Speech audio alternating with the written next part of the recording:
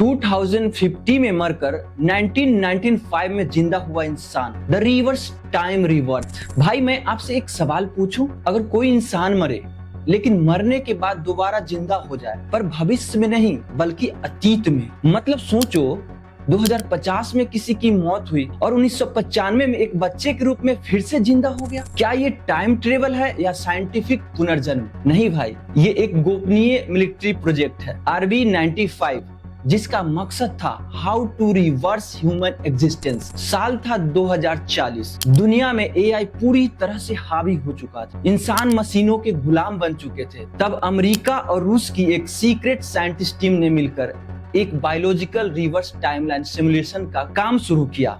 Project का नाम था RB95। अगर इंसान की मृत्यु हो जाती है तो क्या उसकी कॉन्शियसनेस को समय के पीछे भेजा जा सकता है? मतलब 2050 में तुम मर जाओ और 1995 में फिर से एक बच्चे के रूप में जिंदा हो सको, लेकिन तुम्हें अपनी पिछली जिंदगी की सारी यादें होगी। पहला सब्जेक्ट था डॉक्टर वारेन लॉक, खुद एक ब्रिलियंट साइंटिस्ट थे। 2050 में उसकी मौत एक दुर्घटना में हुई और मरने से पहले उसने RB95 में अपनी मेमोरीज, थॉट्स, आइडेंटिटी सब कुछ रिकॉर्ड करवाया। RB95 ने उनकी कॉन्शियसनेस को 1995 में भेजा, एक 3 महीने के बच्चे में। टारगेट लोकेशन था दिल्ली, न्यू दिल्ली, इंडिया। लेकिन ट्विस्ट ये था, उस बच्चे की आंखें जन्म से ही एकदम अलग थी, जैसे वो दुनिया को किसी और नजर से देख रहा हो। उस बच्चे में एक अजीब चीजें दिखने लगी। 3 साल की उम्र में वो कंप्यूटर कोडिंग करने लगा। 4 साल की उम्र में दुनिया का सबसे मुश्किल इक्वेशन को हल कर चुका था और 5 साल की उम्र में उसे डेजा वू होने लगा,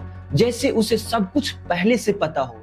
लेकिन एक रात उसने अपनी माँ से कहा, mom I have already died once in 2050। सब चौंक गए। डॉक्टर ने इसे हैलुसिनेशन कहा। लेकिन फिर वो बच्चा 2050 में किसी न्यूक्लियर एक्सीडेंट की भविष्यवाणी करता है, जो ठीक 27 साल बाद सच साबित होती है। अब होता है government intervention and secret Hunt. जब भारत सरकार को पता चला कि एक बच्चा 2050 की नॉलेज के साथ 1995 में है, तो उसे पकड़ने की कोशिश की गई। CIA और रॉ की एक गुप्त टीम बनती है, प्रोजेक्ट मेमोरी हंटर। उनका मकसद था उस बच्चे को पकड़ो या खत्म कर दो, इससे पहले कि वो दुनिया का भविष्य बदल दे। बच्चे को छुपा दिया गया, लेकिन 2010 में वो गायब हो और कहीं लिखा नहीं गया, कहीं बताया नहीं गया।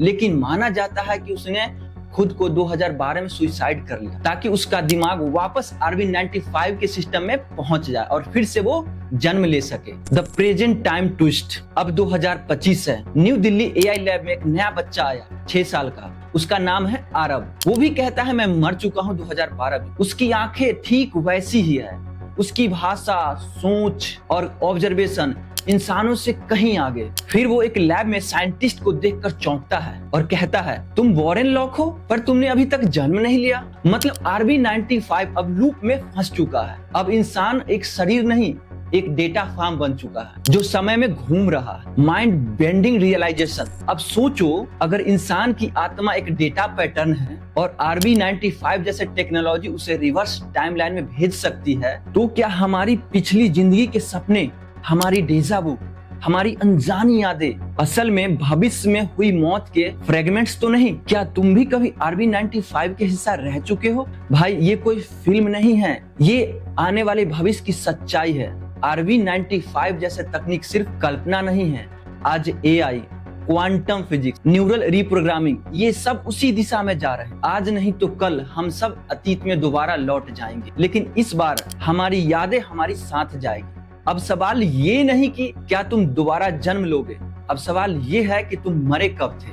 अगर हमारी ये वीडियो आपको पसंद आई तो बने रहिए हमारे साथ, फॉलो करिए मेरे चैनल को और हम मिलते हैं फिर नेक्स्ट वीडियो में नए रहस्य को लेकर के। तब तक के लिए बहुत बहुत धन्यवाद। Thank you so much.